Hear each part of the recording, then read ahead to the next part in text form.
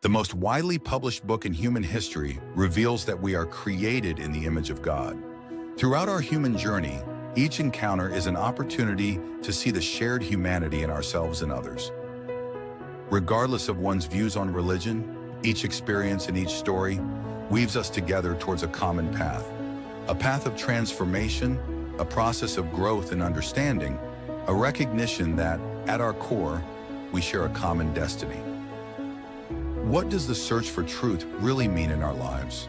How can we find a sense of unity in a world so diverse and divided? As we reflect on these questions, we start to uncover a fundamental connection that binds us all beyond our differences. Welcome to Created in the Image of God, Building Vibrant Communities, with our host, Wade Franson. Tonight's episode is the Sower of Black Field. Good evening, everyone. It's your host, Wade Franson, and I could not be more excited about tonight's program.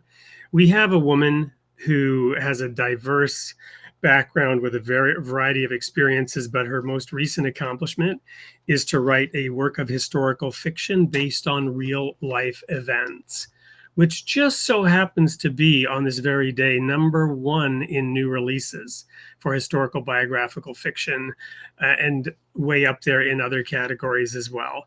The woman's name is Katherine Koch, and I'd like to welcome her into the studio to get started right away. Welcome to the studio, Katherine.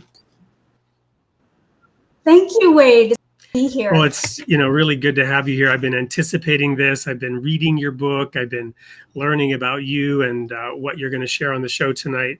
And I know the audience will just love this show. I'll mention right up front, in case some of the audience is seeing a little bit of blurring on Katherine's camera. This was a little bit of a technical issue that we were unable to fix, so we're just going to go with it. Hopefully it won't detract too much from anyone's enjoyment of the episode. So Katherine, as we always do in our show, we like to get to know the real you by talking about your creation story. Where do you come from? Who were your parents? What were the circumstances that you were born into as you grew and developed before you took conscious thought to the path that you were going to travel? So share with our audience a little bit about your earliest experiences. And I know you have slides too, which you can at any time just ask me and I'll share those slides. Okay, the very first one, because I have some graphics there. Absolutely. Let's just bring those in. Okay, let's go to the, here's our nice titles. Go to the next one. So that's the cover of the book. The thing that they don't see is, let me see if I can bring myself to the foreground. Is that your book? I don't know if they can see that down the corner. Your book has awards. It's an award-winning book.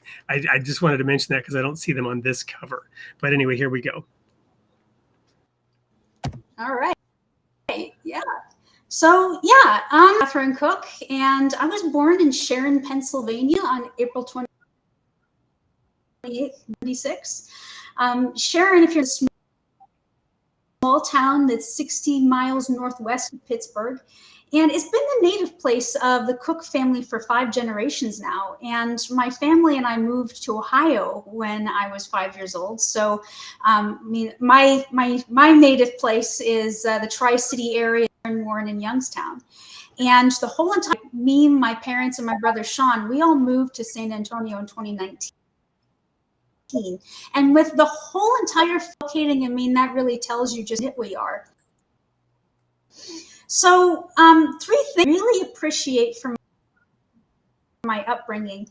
The values that my parents instilled, very practical, very open-minded. They taught me, don't fear people who look different from you and think differently from you. Have a conversation, learn something from them, and let them learn something from you. And be suspicious of blanket statements, especially when applied to a group of people. And in terms of faith, my parents were both products of Catholic schools.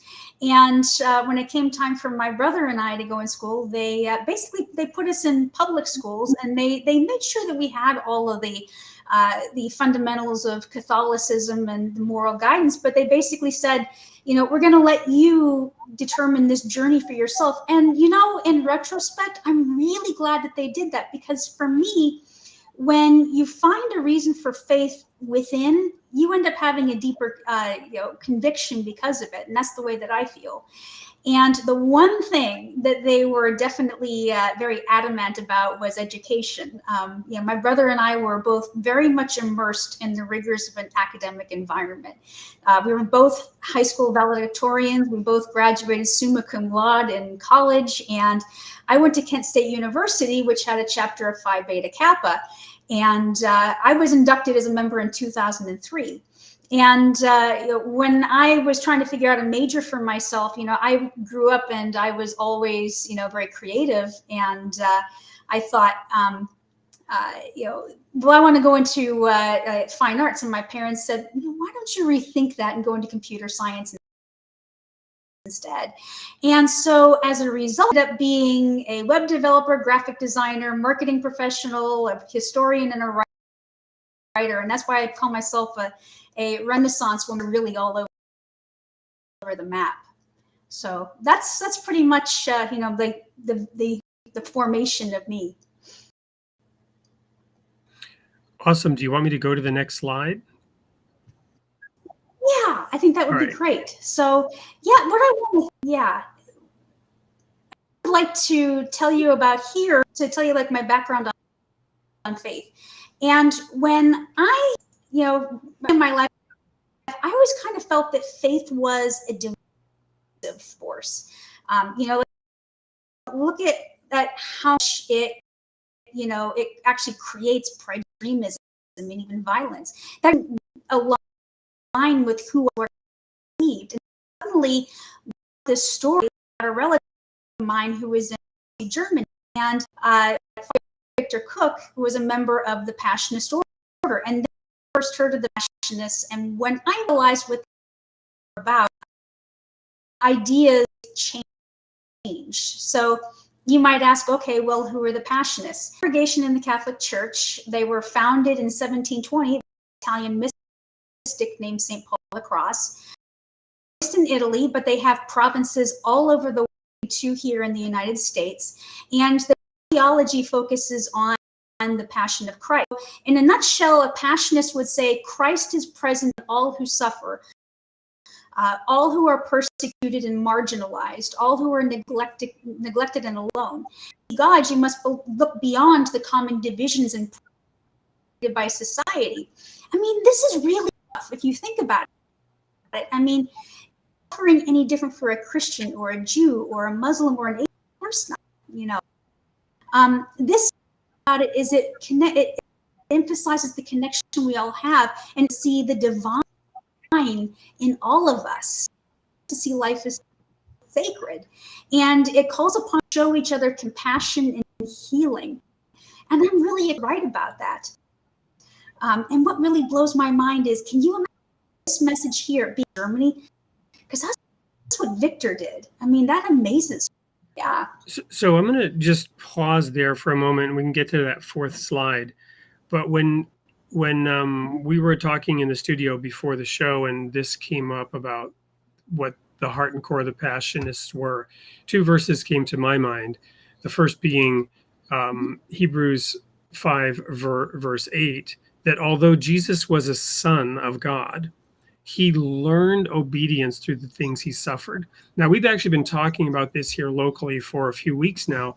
We do a weekly devotional discussion with a variety of quotes from the different world religions. Sort of, I function, I guess, a little bit like a chaplain. My wife and I go to a assisted living facility or a nursing home, and we're talking to the residents there who are in that phase of their life where they're beginning to exit this life.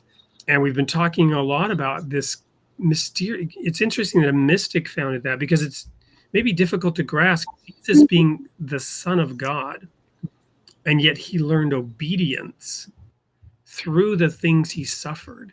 And we've talked then about suffering and the suffering that we've experienced in our life. So I can appreciate the effect it had on you when you learned that. The other verse is Yeah.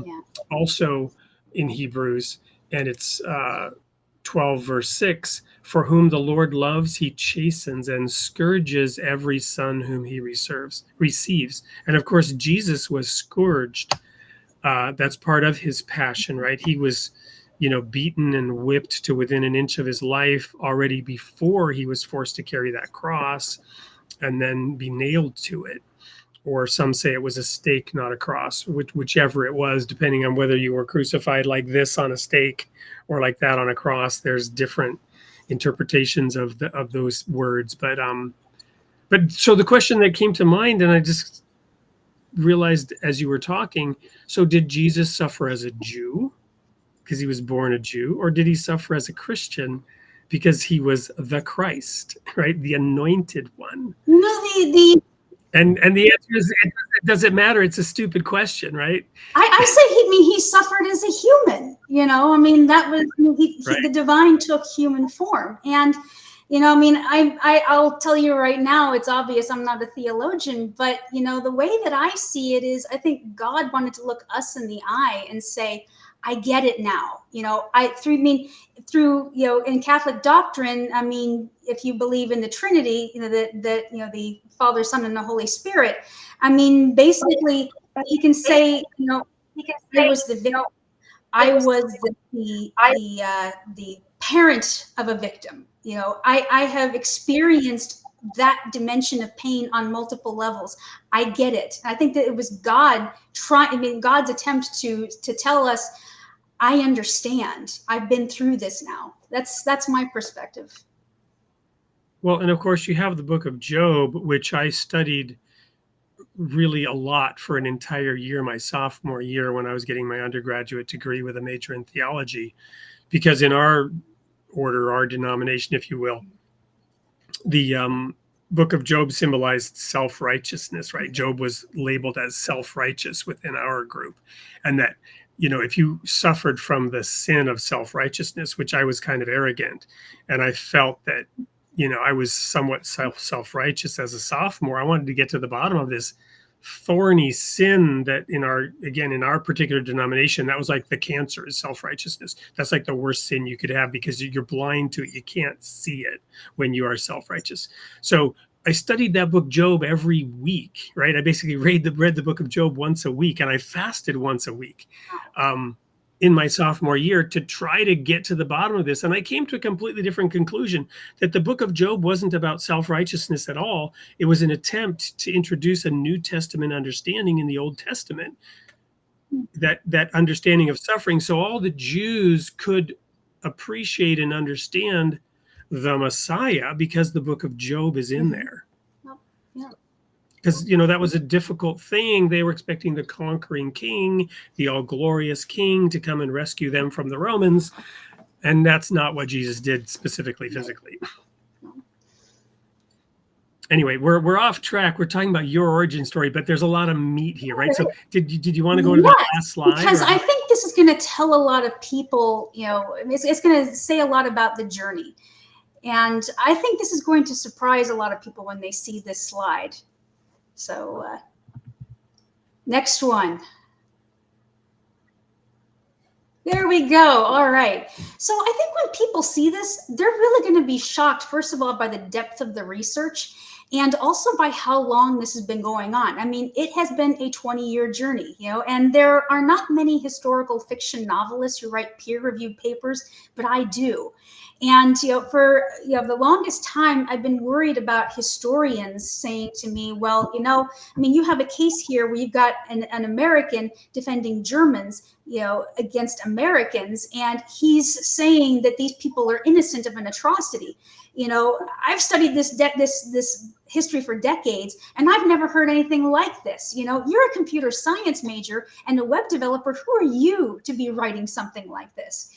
And I've also crossed paths with academics who have said, I'm suspicious of stories that are written by family members. I mean, how objective can you be? And I mean, I do get that perspective, and I will say that I've done my best to try to guard against it. But I will say for this specific story to come to light, you really did need a family member, because some of the primary sources were 70-year-old letters that were collecting dust in the attics of distant relatives.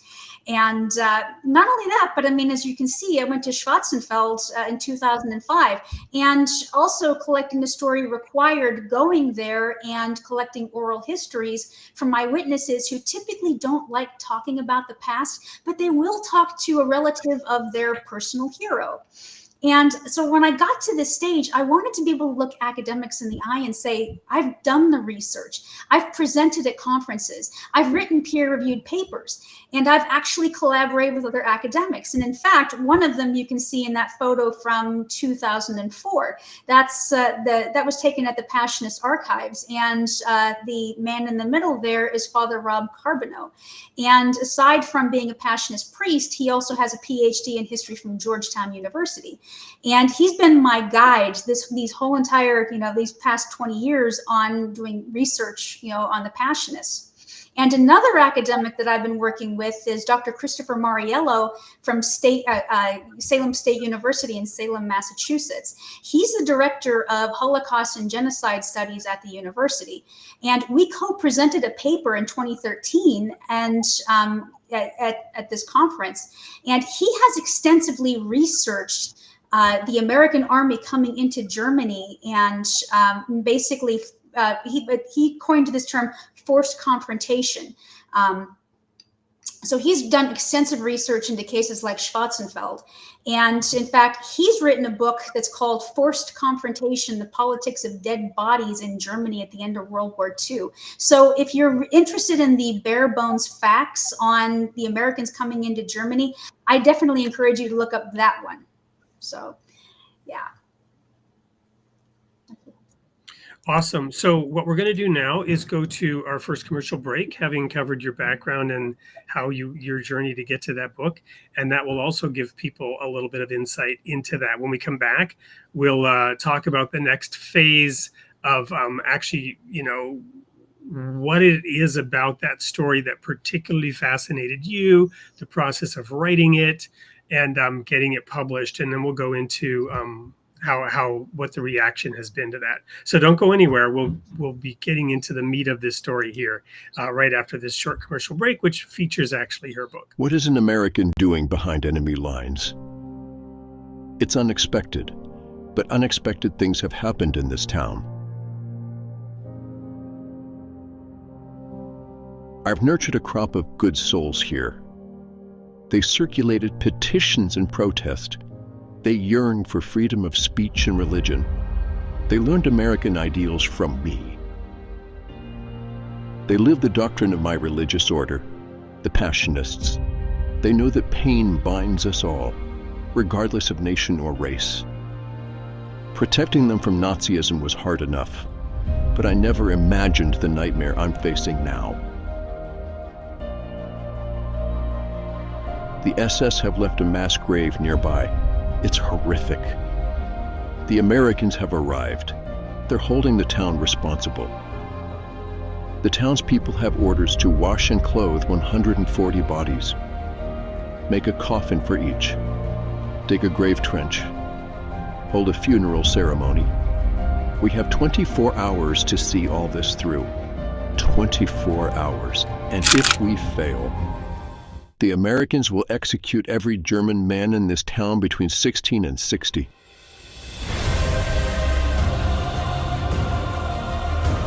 Lord, have mercy.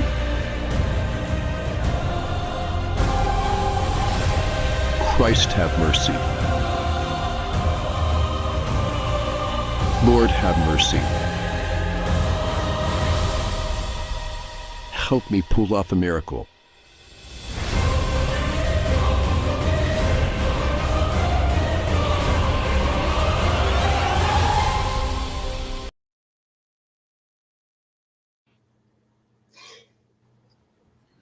What a what a powerful video that gives us a synopsis but leaves plenty of mystery and intrigue that I'm sure, I've gotten partway through the book. It's just a matter of time. But even in those opening sections, the book drives you through. And I will bring up again what I mentioned at the beginning. Today on Amazon, it is the #1 in the historical biography, fictional biography category, I believe it is. So, so tell me then a little bit more about your immersion into the details of the book and the story of uncovering this. Yeah, definitely. Do you want to bring up those slides again and go to, yeah, because I want to show a picture of the real guy and tell you a little bit about who he was. And here we go. So yeah, this is my relative, Father Viktor Koch. And to give you an understanding of the relation, he is my grandfather's uncle, on my father's side. So my father's father's father's brother. And he was the eldest son of the first members of my family to immigrate from Germany to the United States. He was born in Sharon, Pennsylvania, same place as me. And as far as what he was doing in Germany, in the 1920s, the Passionists in the USA began launching missions to foreign lands. And Father Viktor was tapped to establish a new branch of the Passionist order in Germany. And he was perfect for this because he grew up in a community of German immigrants and he knew the culture and the language. So he successfully established 3 monasteries. The first one is in Munich. The second one you see there is in Austria. And the third one is in Schwarzenfeld. And that's the location of greatest importance because that's really where the Sower of Black Field takes place. And that's where the most climactic events happen. So in the process of creating this province, Father Viktor witnesses the rise and fall of Nazi Germany behind enemy lines. And actually, if you want to go to the next slide, Wade, I wanted to show you this map for a couple of reasons. First of all, I mean, it kind of gives you a sense of geography. And it shows you where Schwarzenfeld is located. But this map is important for another reason. You'll notice the location of monastery number 2, which is in Austria. And you'll say, okay, well, why is that important? It's important because he resides there just long enough to meet the residency requirements to get Austrian citizenship. And you might say, well, who cares about that? Why is that important? Well, when the Nazis take control of Germany and they begin declaring these rules that restrict the Catholic Church, one of them is that all priests in Germany, if you want to perform pastoral duties for German citizens, you have to be a German citizen yourself. No foreigners are allowed to perform those. You're not allowed to celebrate Mass. You're not allowed to hear confessions, none of that. Now, clearly, if Father Viktor is born in the United States, he's an American citizen, and that's a big problem for him. But because he has that Austrian citizenship, that changes things. And you might say, well, why is that? Well, if you remember your history, you remember that in 1938, Germany annexes Austria. And when the Anschluss happens, all Austrian citizens are immediately granted German citizenship. So if he has Austrian citizenship, he's a German citizen. That means that he can legally stay and preach in Nazi Germany. He gets around that law. So I'd like to go to the next slide because this is going to make a really important point. So let's ask ourselves seriously, why should we believe that the people of Schwarzenfeld paid any attention to Father Viktor? Why is this not just wishful thinking? Why is it that they didn't say, well, he's a foreigner, who cares what he says? And that's why these slides are so important. So let me paint the context. It's these people that you're seeing, it's 1933, 1934. These people are living in the middle of the Great Depression. And as bad as it was in the States, it was way worse in Germany. The country had to pay war reparations. And so the people that you're looking at, they're desperate. Unemployment is rampant. They have no jobs. Now, suddenly, this American priest is showing up and he needs to have a monastery built in this town. And he's hiring. And he has, to give you an idea, he has the modern day equivalent of millions of dollars to make this happen, millions of American dollars. So not only is this guy ministering to their spiritual needs, he is rescuing them from poverty. He's taking care of their physical needs as well. This gives him a profound influence over this local population. So what you are really looking at is this formation of a highly unique microcosm. You have a mega popular American priest because he's saving them from poverty. He's preaching a message of the Passionist, which directly challenges Nazi ideology. He's empowered by a pulpit, which really scares the Nazis, and he's legally allowed to stay in the Reich. So, I mean, any of those conditions would be amazing in themselves, but for all of them to happen in this little town, that creates something that is very unique. So, yeah.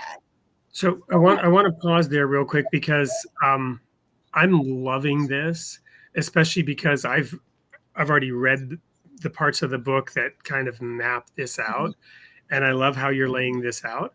But I'm afraid of a couple things. One, that you're going to give a little bit too much away because people should really buy this book and read it. Not that we're shilling in books and making money, but there's just so much there. And secondly, I don't want to spend too much time going through every aspect of this because we won't have time to talk about what it means for us and in the current situation. So we can go back to the slides, but we're going to have to go through them more quickly and or just cover them without them, however you want to handle that. All right. So you want to just quickly go through the rest of them? All right. Sure. Awesome. That works.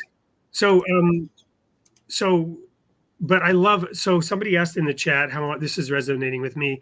Pretty sure I shared with you, I spent 10 years in Germany.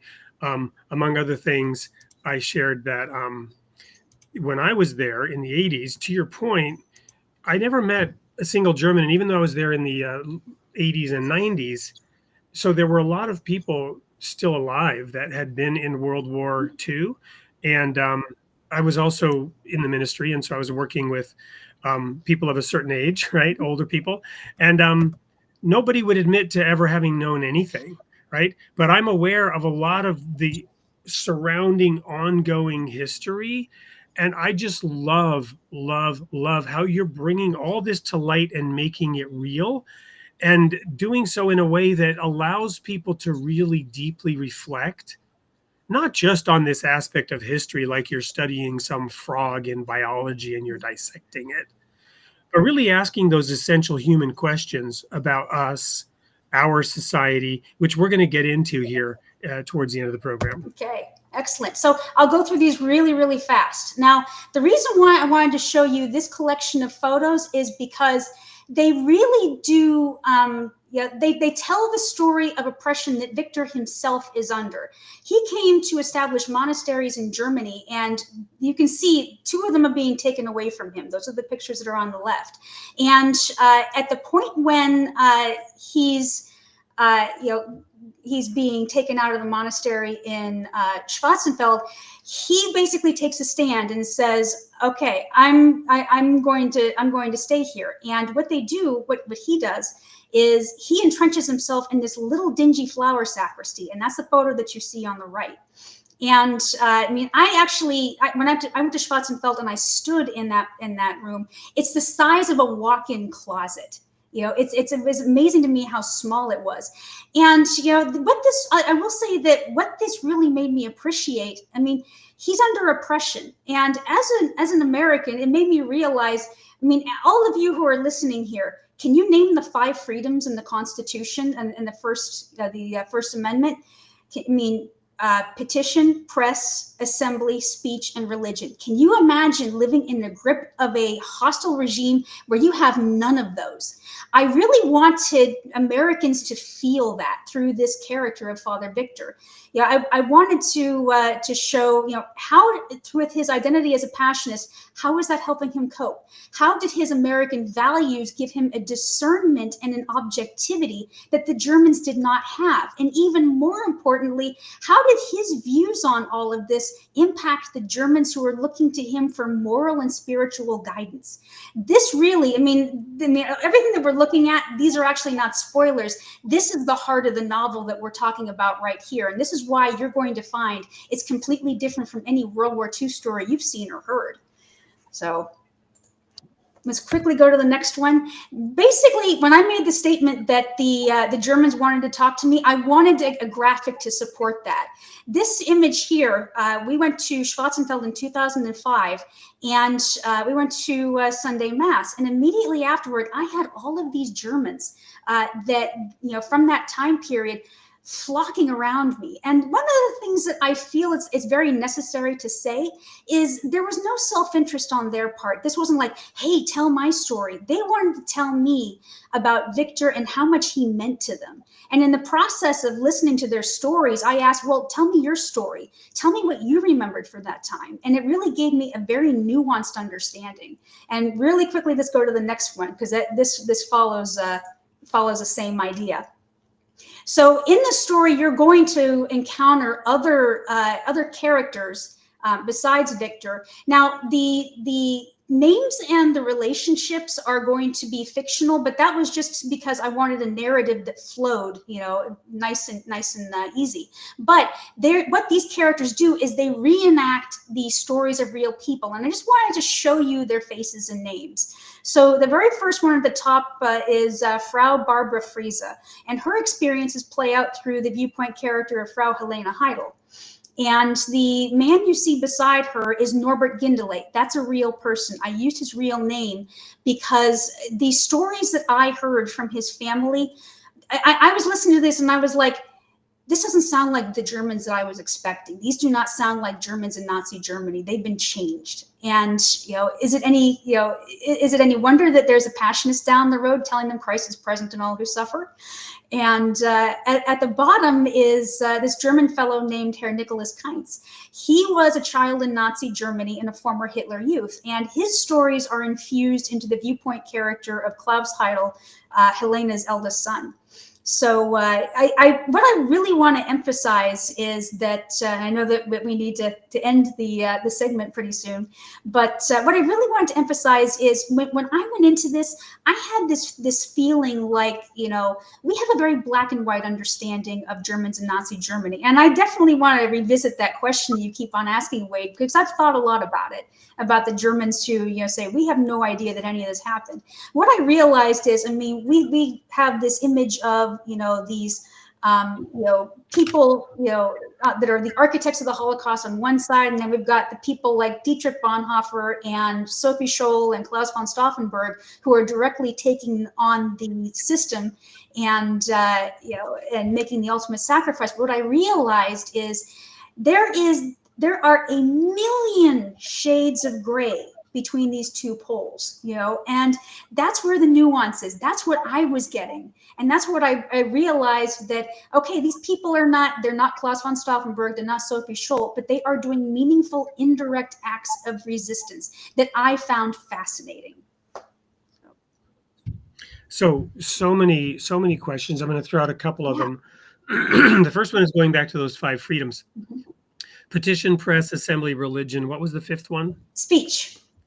Petition, speech. Okay, thank you. We'll come back to that later. I just want to make sure I had them down. The second one is just basically author, publisher perspective. Every time we see a movie, it's like based on real events. Any resemblance to real people is purely coincidental. You've gone a different route here. You're like, no, I wrote this person with his name. Did you have legal counsel on that?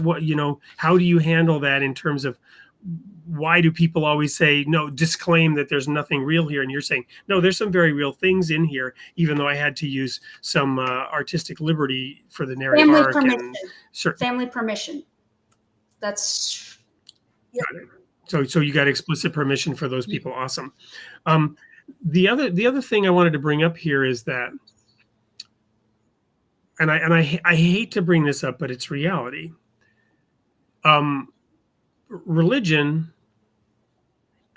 Christianity and even the Catholic Church bears some responsibility for portraying the Jews in a negative light, Christ killers kind of thing. And there are historical situations in which, they're incredibly shameful for the Catholic Church. And here you've got this order that is turning that on its head. And you said, seeing Christ in everyone, seeing Christ in the Jew who historically is labeled as having rejected Christ. That is awesome and amazing. Tell me about it. And that was one of the reasons why I felt like, I really need to tell this story. And if people discover the Passionist because of this, that's awesome. Awesome. So I think we had a couple more slides. Let's quickly really quick. Go back to them. Let me see if I can rearrange here again and get it right. Yeah. So that we can feature the slides. There we go. Next slide. So I want to very, very quickly gloss over, because people who have not read this book, I'm sure that everybody's like, well, what is this atrocity? What actually happened that precipitated this? So I want to touch upon that. So first of all, this all starts early in April of 1945. Patton's Third Army is starting to sweep deep into Germany. And the SS who are in charge of concentration camps, especially in the South, they realize that, hey, they're coming and they're about to liberate our prisoners. And so what they do is they start herding them on trains to get them away from the front. And one of these concentration camps, it's a labor camp, is Flossenburg. And you see where it is up on the top of that map there. And on April 15th, about one train with about 750 prisoners follows the route that you see here. Now, what happens is on this trip, it gets strafed by American low flyers. And you might say, Americans, why would they do that? The reason why is because the Americans have been told, if you see a train passing through German territory, it's carrying troops and supplies to the east, you have to stop it. They have absolutely no clue whatsoever that these trains might be carrying concentration camp victims. And so they get shot at 3 times on this trip. And the worst attack happens in Schwarzenfeld's train station. The engine is completely destroyed, and some of the prisoners are unfortunately, they die in the attack. But when it's over, the SS realize, okay, if we're going to proceed, we have to do this on foot. So they execute any Jews who are incapable of walking onward, and then they continue death marching the rest. And so this leaves 140 bodies in Schwarzenfeld's train station, and the Americans are just hours away. So let's go to that final slide there.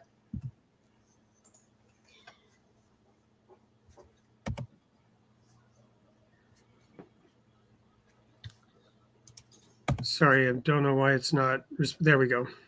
It's just the way that it is. Okay, so this is what brings about this this crisis of the story. The Americans see this mass grave, this atrocity, and they are just absolutely just beside themselves. They are just outraged that this happened. And they figure that, okay, the whole entire town of Schwarzenfeld, they're full of Nazis, they're responsible. And the American commander, as you saw in that clip, basically says that the town is ordered to tend these victims in 24 hours. And if they fail, the Americans will execute all of the German men in this town between 16 and 60. And if you wonder, well, why 16 and 60? The reason why is because this covers the age of anybody who would have been a combatant in the German army, plus anyone who would have been conscripted in the home front militia, the Volkssturm. So to Schwarzenfeld's great fortune, Father Viktor is here. He musters every man, woman, and child to fulfill this ultimatum, and he confronts the Americans, his very own countrymen, and defends the Germans. And now what this book does is it gives you some time to walk in his shoes and to walk in the shoes of the Germans. And you start to realize that, they've been protected by Passionist ideology this whole time. He knows they're not Nazis. And, so in essence, thanks to him, the town was saved without a bullet fired. So, yeah, that's all of the history that I want to cover for this. Awesome. So thank you so much. We are now going to take a quick break. I have to showcase another author, another book that we chose to have for one of our commercial breaks. This is the same period, different situation, somewhat more well-known, but unknown to most people, in which the Hungarian government had a regent over Serbia, Admiral Horthy, who took, and Admiral Horthy was an elder statesman. He was one of the first, or he was the first anti-Semitic statesman in Europe. Hitler looked up to him. One suggested title for this book was Hitler's Mentor. And it's about an atrocity with a mass grave, not for 145, but 3,000 people that were murdered and thrown in a hole in the ice under Horthy's oversight in Hungarian-controlled Serbia. We will be right back to dig into the details of your story, however, right after this commercial break.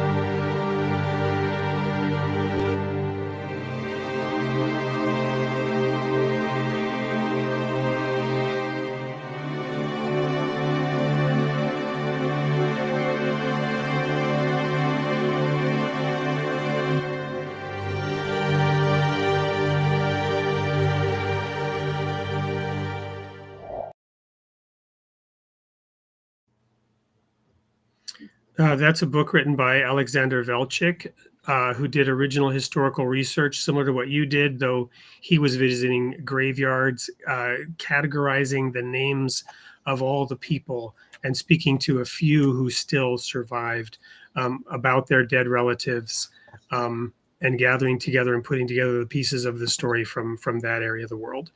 The book was published in 2014. 2012, and in 2015, the UN unveiled some of the archives from World War II and corroborated some of those events. Horthy was never brought to justice because he was respected by Stalin as a general, and he was an ally of the United States in the subsequent Cold War and efforts. So, in the fight. Anyway, he was an ally in the fight against the Germans with America. So off on a tangent, I apologize, but I wanted to share why we showed that particular video. So back to your story now. So many differing perspectives. We talked, and I don't know if it was in this show or right before, about on the one hand, you have the evil Nazi collaborators, and on the other hand, you have people who sacrifice their lives to save the life of another, and yet you have every shade of gray in between those. And naturally, my experience, people not wanting to talk about it or admit they knew anything, knowing how much they would be judged. Much easier to say we knew nothing, much easier to paint yourself as entirely white when that is in fact not true. You are a shade of gray. We are all shades of gray. Anyway, so tell me a little bit about the aha moments, the self-discovery that you experienced in going through this and writing the book. Yeah, I keep on thinking about this conversation that we've had. I think over several times, where you've talked about, none of the Germans want to say what they know. And what I reflected on is context. Well, and they have a word for it, right? I mean, that was this particular era. Maybe it was just that particular era. Vergangenheitsbewältigung, right? The ability to somehow come to grips with the past. I mean, this is every movie that had villains had Nazis in it, right? Everyone that wanted to, insult the Germans would call them a Nazi, right? You have to live with this black mark on your entire nation. You're on all the people. You're all painted with the broad brush of labels. See, that's exactly what I've realized in researching this. Context is everything. Horthy has a context. When I say context, I'm talking about how much indoctrination did they get, what did they do, and what were they exposed to. Horthy has a context. You can also say the people that lived around a concentration camp had a context. You could honestly say to them, folks, you saw white flakes coming down from the sky. You can smell it. You can smell it. Right? You really think that was snow? You know, you can say to somebody who lived in Berlin, "Hey, folks, I mean, you did see the glass windows of these Jewish shops being busted on Kristallnacht. You know, can you really say you knew nothing?" Now, but also, Catholic Bavaria has its own context. You've got these little towns that are like blink and you miss it towns that are surrounded by an ocean of farmland, you know, and especially if they're a Catholic town, they are under their own oppression because the Nazi regime is trying very hard to get rid of anything that is going to come between them and their message and the German people. So, I mean, they have their own context in a Catholic community. And Schwarzenfeld, with an American over here, you know, an American Passionist who's telling them Christ is present in all who suffer, they have a context that is entirely separate from all of that. So what I realized is that context is everything, number one. And I also realized, because I know that people, seriously, I know that people are looking at me and saying, you know, I mean, I'll tell you, it's really weird being an American and this is not my history. And if people are looking at me and saying, how can you say this? You know, it's like suddenly I'm responsible. I'm speaking on these people's behalf. And, you know, and I think that that's the reason why Viktor came to the States and said nothing. We did not find out about this from him. It took like, you know, that I can tell you, you know, I can set up a whole nother episode just on that alone. But what I and getting back to this thing about even Jesus learning obedience from what he suffered, Mm-hmm. I can empathize with that for the simple fact that, you know, I was a victim of domestic kidnapping, smuggled out of the country, separated from both parents for 2 years and my sisters. The court case eventually went to the Supreme Court of Sweden. 2.5 years after all this started, I'm back in the US with my mother, who was an alcoholic, which is why the whole thing started. Now I'm in school in the middle of 6th grade. And the teacher is standing me up in front of the class and saying, here's our new child from Sweden. And I'm like, I'm not Swedish, right? I'm an American, but I wasn't really American because I was born in Canada. And then the kids were all coming up and speak some Swedish for us.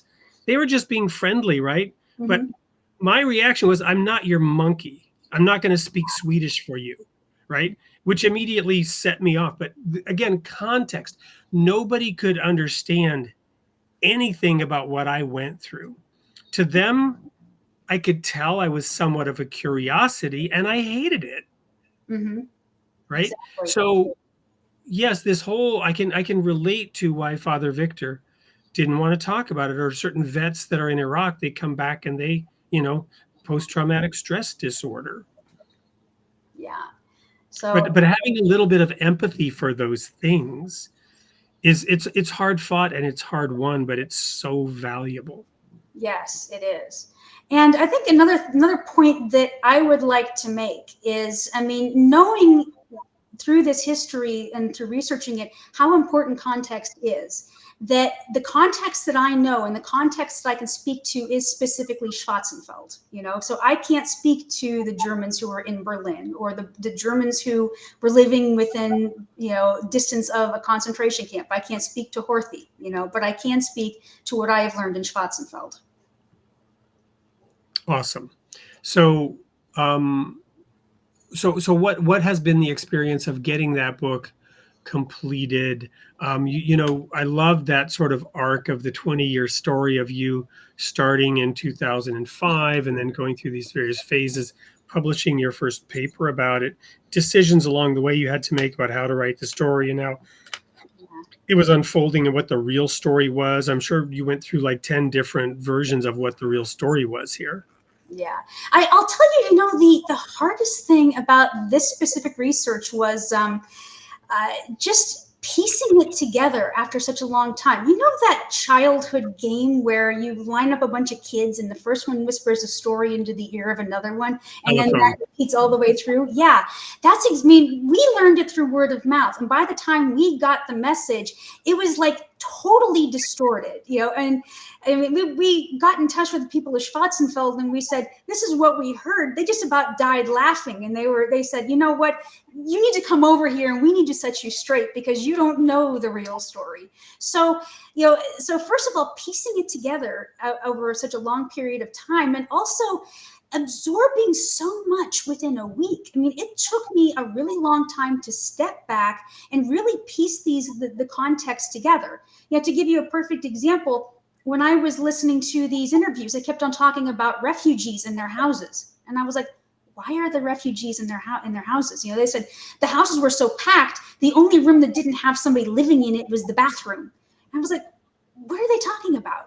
And then what I realized is on the German home front, 1942, 1943 onwards, the Germans who had settled like out in Poland, out in these outer areas, when the German army started getting pushed back, these people started flooding back into Germany, and there was nowhere for them to go. So Nazi welfare, the organization that was responsible for taking care of the German people, said, okay, if you've got a home, you need to admit these people that are coming back in.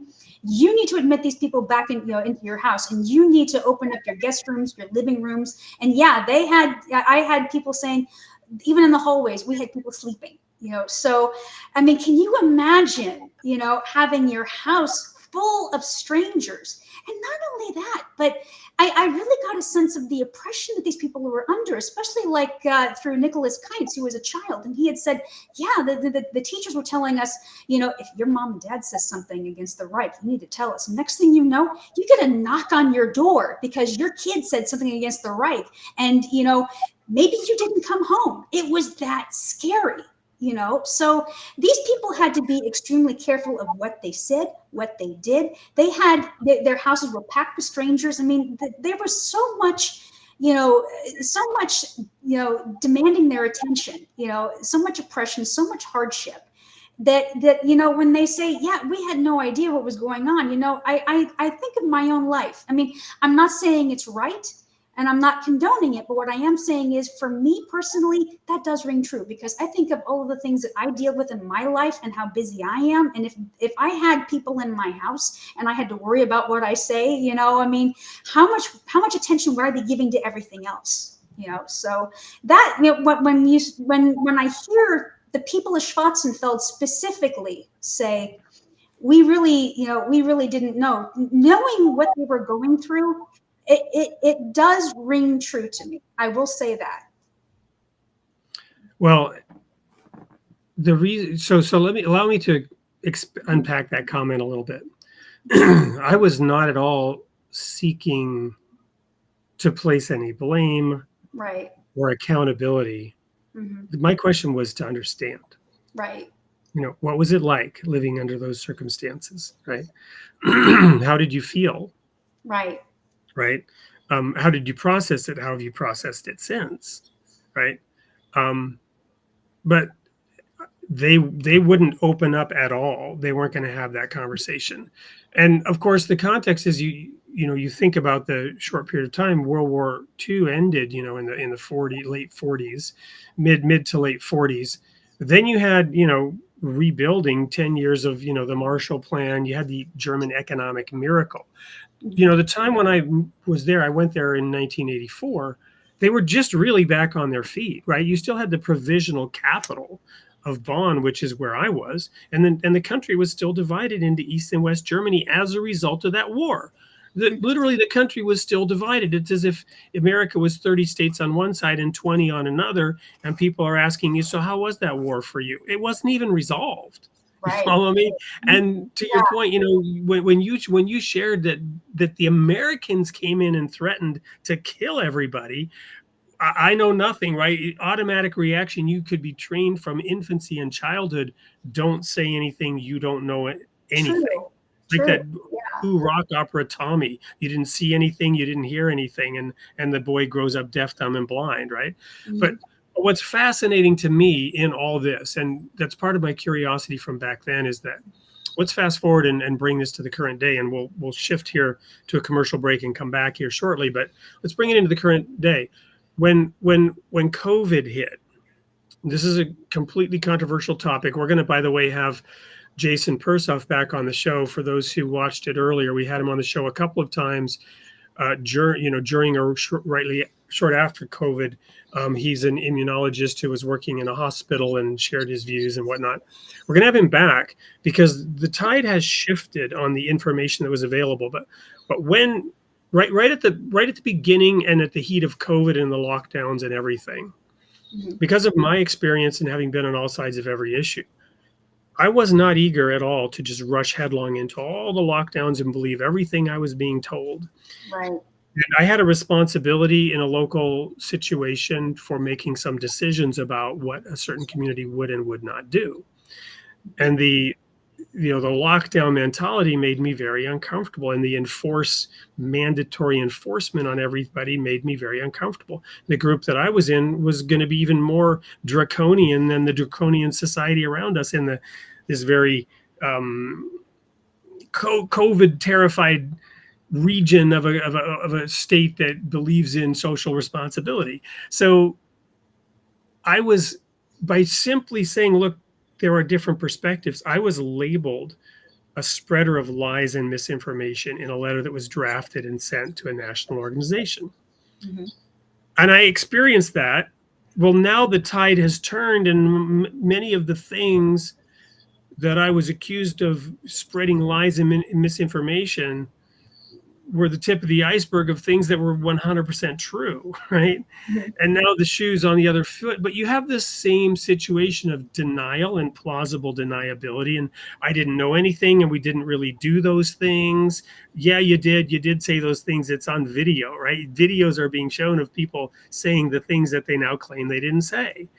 Mm-hmm. So there's our own little sort of mini... I'm tempted to say tempest in a teapot, and it is compared to the Holocaust, but it's a whole lot more than a teapot, what happened around COVID and the decisions that were made.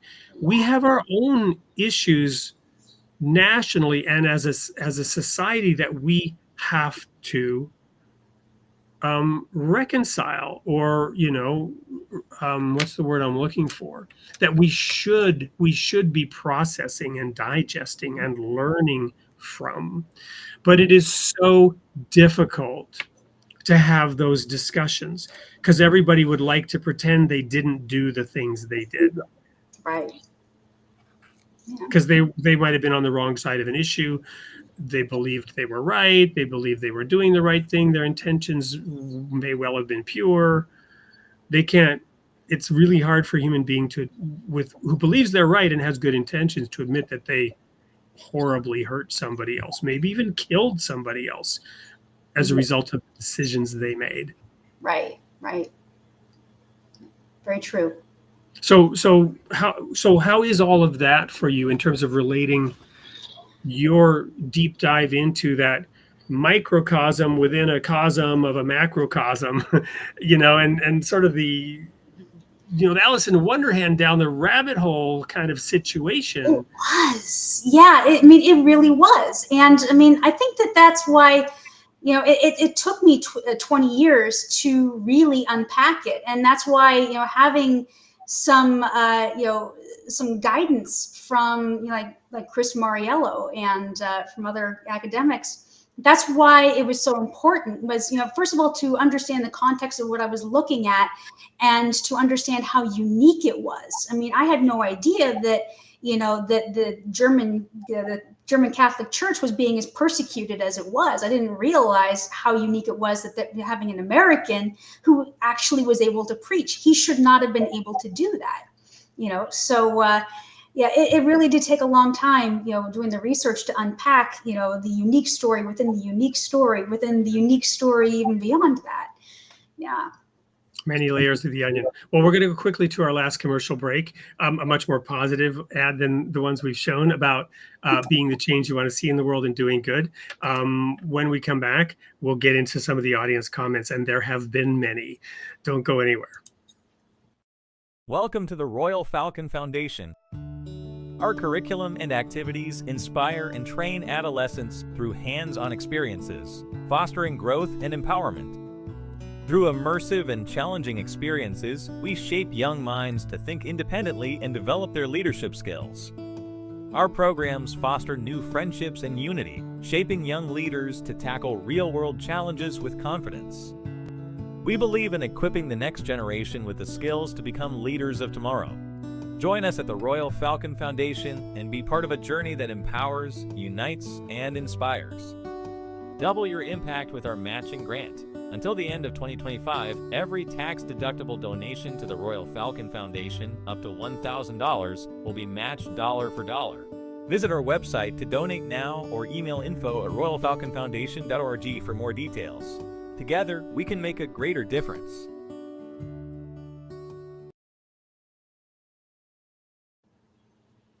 So a comment about that video: if Jesus learned obedience through the things he suffered, and God chastens every son whom he loves, and he even uses the word scourge, how do we give children the kind of experiences that they need without being called into child protective services, right?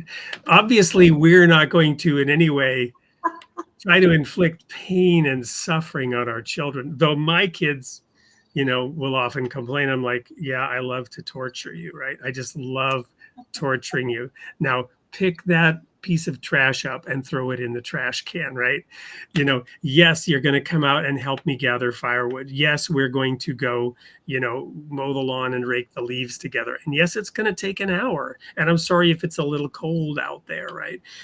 But the Royal Falcon Foundation really works hard to give children the kind of immersive, impactful, focused experiences that give that same benefit in a very positive, productive way, profound, positive experiences that can teach you. You'll have enough suffering along the way. We don't need to be the cause of that. True enough. Right. So anyway, okay, let's dive into some of the comments. I mean, there are a lot. We had quite a few live viewers. I wasn't really paying attention, but right now we're at 170 live on the show. So maybe it was more before, I don't know. So I don't know if you can see them. They're over there on the right. If you haven't, then that's probably good, because some of them were a little bit distracting. Somebody wanted us to give a summary of the slides, and somebody else generously did that for them in the chat, which we really appreciate. So people want to know more about the story, and I'm going to quickly not have you answer those, but just tell them go buy the book. We'll tell you about the book. Go buy the book. Yes. Yes, it looks like a movie.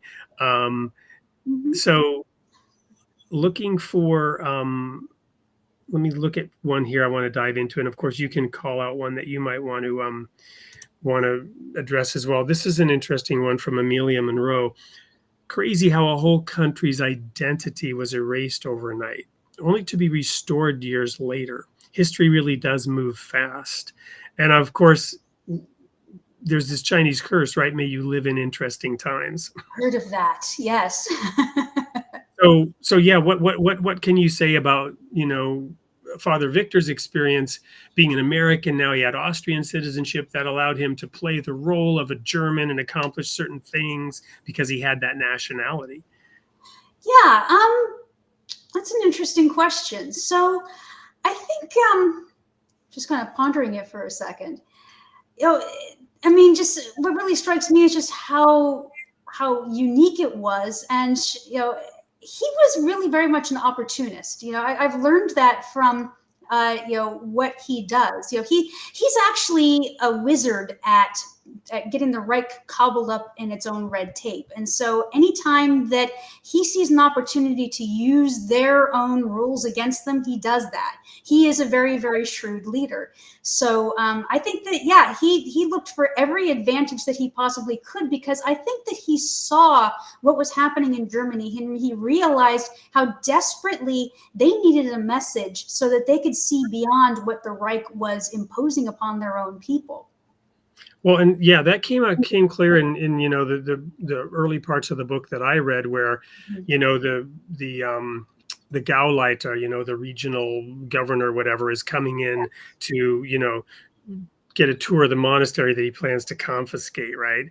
And Father Viktor is already sizing up the situation and calling the Austrian bishop, and it brought back my experience in Germany. And of course, everybody knows this. I was just following orders, right? So they were following orders in many cases. And so it's fascinating that you bring out that he tripped them up with their own laws. And didn't Jesus do this? Your law says this, right? And therefore this, right? Jesus was a master at doing that. And it's fascinating to see, calling out their hypocrisy, catching them in their own hypocrisy, if you will, or in this case, just loopholes and, illogic, or safe places within the law that was created that they actually adhered to their own law. So even, this is going to sound so horrible, but even the Nazis had a certain integrity. Everybody on earth believes they're right. Mm-hmm. Everybody on earth believes that what they're doing is somehow good, right? And they're following some internal consistent logic and some compass. I discovered this profoundly when I was in Leningrad during the abduction of Gorbachev, and when there was this strong line, and tanks were coming from Moscow while I was coming in from Finland, and in this turmoil moment in history, the Russians, I was shocked at them saying some of the things they said. How could you believe that? And it struck me, of course, everybody believes they're right. Everybody believes the system they were brought up in is the true and accurate and correct one if they adopted it, and they're sincere in what they're doing. Right. They might be sincerely wrong, but they're sincere. And so to think about that and to recognize it, I think that's a necessary thing to see Christ in everyone. And I want to share this. And somebody else asked about, the Passionists, and we're going to try to get some of the Passionist leaders on the show. You and I have talked about that by email. But here's the thing I want to highlight. One of the most profound sections of the Bible to me is the book of Matthew, because it's all about judgment. Jesus tells us not to judge. Do not judge. Judge righteous judgment. Don't judge by the outside. And we're not capable of judging the heart. Only God can judge the heart. So do not judge. And if you do judge, first of all, who are you to judge another man's servant? And Satan is the accuser of the brethren. And who is my brother? But if you judge, I will judge you by the standard that you use. So, I will call you out on your sincere hypocrisy, right? Mm-hmm. I will show you how your sincere intentions were absolutely hypocritical, right? Mm-hmm. That's how God will judge us. He will hold up a mirror, right? So now, that's just background of Matthew. The culmination of this is Matthew 25. When the Son of Man comes in his glory, right? In his glory, the glory of God will descend to earth. When the Son of Man comes in his glory, he will judge the nations. Now, I always applied that personally, because then he talks about the sheep and the goats. And it's good to apply that personally. I gave a sermon in Estonia about this subject, about the sheep and the goats. And because I was invited back at this anniversary thing with a church that had split down the middle, and I was no longer part of that group, but I was respected enough they invited me, and I tried to come up with the right sermon. And I said, look, we should want to be a sheep, not a goat. Mm-hmm. I looked at it personally, and I asked the question, what's the difference between a sheep and a goat, and how do we ensure that when the time comes, we're going to be part of the goats? And I said, it's hard. This is a harder question than you think, because they're so alike. Neither the sheep nor the goats recognized Christ. They were like those disciples that walked on the road and Christ was with him explaining things, and then he was taken up from them, and then they realized that was Christ with us, right? They didn't recognize Christ, neither the sheep nor the goats, because they both said, when did we see you? The sheep gave a glass of water to those who were thirsty, and the goats did not. But both the goats and the sheep said, when did we see you? Because he said, you gave me a glass of water, or you didn't give me. They both said, when did we see you? Neither of them recognized Jesus. So I said, we need to stop going around trying to figure out who is and who isn't. We need to stop making any judgment about the person. The sheep saw Christ in everyone. Yes. Yeah, absolutely. Indiscriminately. So they didn't like, when did we see you? Well, you saw Christ in everyone. Exactly. Just like the Passionists were teaching. If you see Christ in everyone, you will be a sheep. Yes. But here's what gets really fascinating. So that's great at a personal level, but I came to realize, wait, it's not talking personally. When the Son of Man comes in his glory, he will judge the nations. Mhm. Well, guess what? What we haven't talked about in this story is World War II is well known because of the Holocaust. Right. Now, we've had a lot of debate about that in recent years because of recent events, but World War II is about the Holocaust. You go to the gates of Dachau, it says, ni vida, ne plus jamais, never again. And then the Russian phrase, which I've forgotten, even though I studied Russian, I forget what the exact phrase is in Russian, in those 4 languages on the gate. Never again will we have that degree of inhumanity, and it was addressed at the Jews. But what happened after World War II is the Jews were able to establish a nation, the State of Israel, which was promised to them unanimously by the League of Nations, which America never joined. It was never followed through on. But in 1948, the Jewish state was established. The other thing that was established in 1948, independently, but I think they're connected, was the Universal Declaration of Human Rights. The Universal Declaration of Human Rights establishes things like make sure that everybody has clean water to drink, right? Mhm. You gave me a glass of water. Make sure that everyone has clothing. You gave me clothing. Make sure that people are treated fairly when they're in prison. You came to visit me in prison. Make sure that people have adequate minimal health care. You came and visited me when I was sick. The standards of Matthew by which the Son of Man would judge the world are the standards of the Universal Declaration of Human Rights. That makes sense. Yeah. And that is how the world has declared it wishes to be judged. Right. Right. And God says, that is how I will judge you. And what also happened in 1948 was the establishment of the State of Israel. I'm not going to make any comment about how people should think about this, but I'm going to say there's something very big going on this planet. I agree with you. Yeah. World War II was just a precursor to make us aware of the thing that we said we would never do again. Mhm. And this story is so critical to the heart of that spiritual principle and the judgment of all mankind. What I love about your story, and this is really just coming to me now, is the fact that it is so multifaceted, that it forces us to examine and look at ourselves and other people in ways we never would have, because those people in that crucible of a microcosm within a macrocosm, it's revealing. And you see, that is exactly the exploration that I wanted to do, is to see these people that, we have, a very limited perception of. I wanted to see these people go through that process of learning to see, the divine in each other. Yeah. And not only in Germans, but also in the people that were around, right in front of them, that were suffering. And there were, you have to read the book to understand the context of that. But they saw people that were suffering right in front of their eyes. And what was interesting to me is how they took Passionist ideology, the idea that we are all sacred, all life is sacred, and they were applying it. So, and I think that ultimately that's the message that I really want people to, that I want to resonate with people, because we live in such divided times. And what I want people to understand is that the things that unite us are so much more important and so much more profound than the things that divide us. Amen. This nation, you might say, is more divided than at any time since the Civil War. Very true.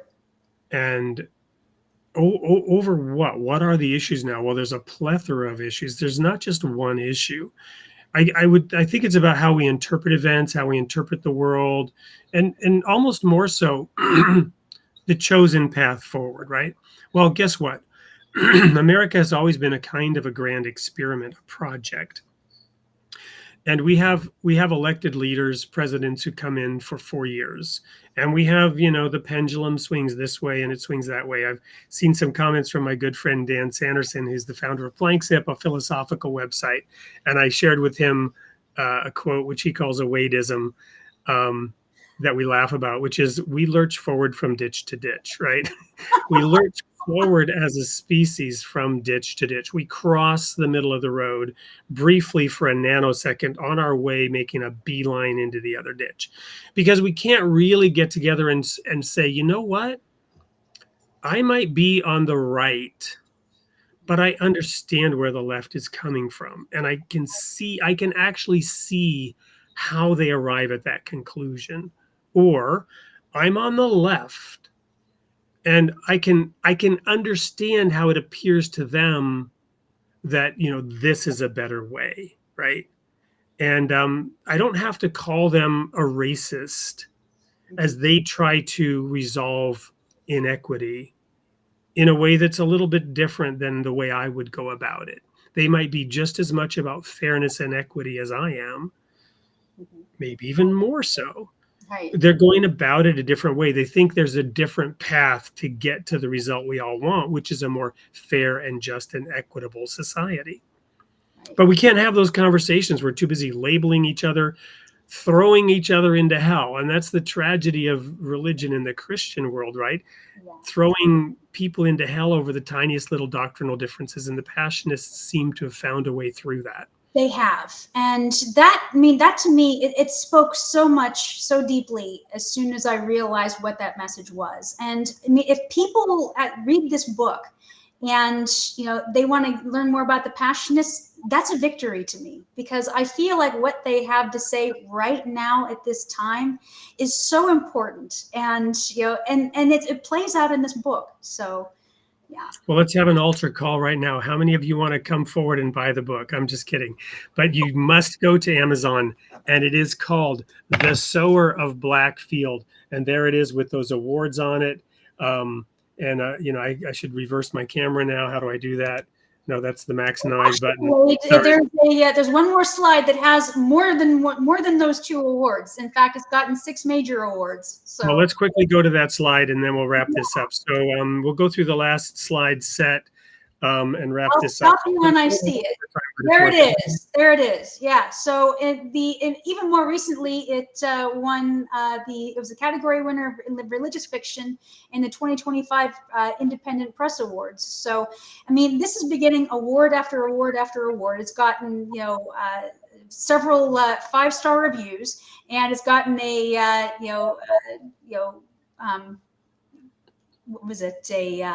it's gotten a good rating from Kirkus Reviews, which is very prestigious. So That's awesome.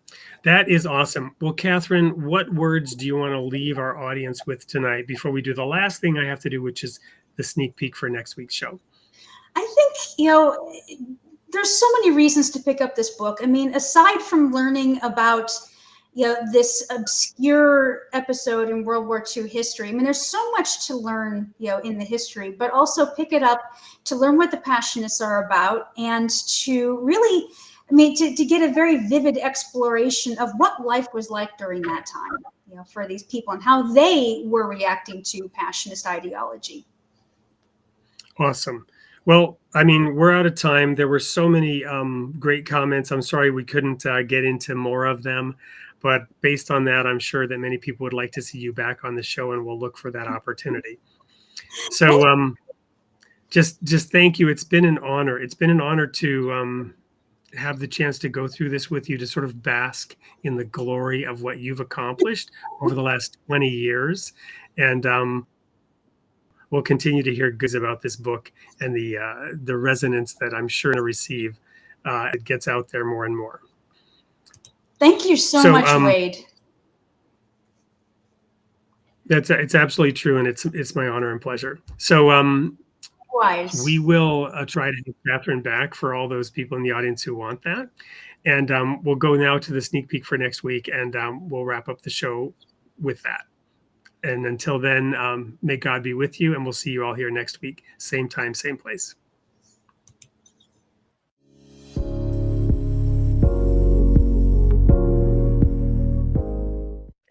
Hey everyone, it's Wade Franson. I'm back with another sneak peek. This time we have Luke Warkentine, who's a returning guest for his second appearance. And the reason is we've rebranded the show this year to Building Vibrant Communities. And this is right up Luke's alley because of a new program that you've launched, Luke, about studying the Holy Word of God. Tell us about that. Yeah, it's great to be back, Wade. I'm really excited for what you guys are doing. And I'm even more excited that people can fall in love with the Word of God and therefore the God of the Bible. And we have this program, we call it The Bible is Alive.